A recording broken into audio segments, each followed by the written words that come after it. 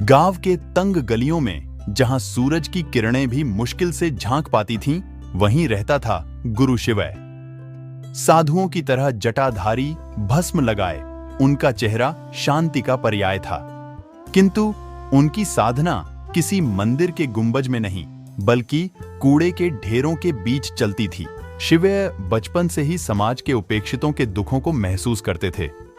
गरीबी, अशिक्षा और बीमारी उनके आसपास का परिदृश्य था। बड़े होकर उन्होंने शिक्षा को ही मुक्ति का हथियार माना, लेकिन स्कूलों की दहलीज गरीबों के लिए दूर का सपना थी। इसीलिए शिवय ने कूड़े के ढेर को ही अपना पाठशाला बना लिया। शिवय पढ़ाते नहीं थे, बल्कि सीखने का माहौल बनाते थे।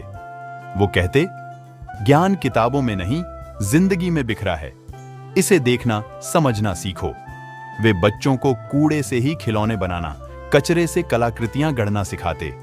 हर दिन एक नया प्रयोग, एक नया ज्ञान। शिवय की पाठशाला में सिर्फ शिक्षा नहीं, सम्मान भी मिलता था। हर किसी की सुनी जाती थी, हर किसी को अपनी प्रतिभा दिखाने का मौका मिलता था। धीरे धीरे कूड़े का ढेर समाज के हाशिए पर पड़े लोगों के लिए आशा का केंद्र बन गया। एक दिन शिवय की पाठशाला में एक अधिकारी आए। उन्होंने शिवय के काम को देखा, बच्चों के चेहरों पर चमकते चेहरे देखे। वो प्रभावित हुए और शिवय को पक्की जगह सरकारी मदद देने का वादा किया, लेकिन शिवय ने मना कर दिया।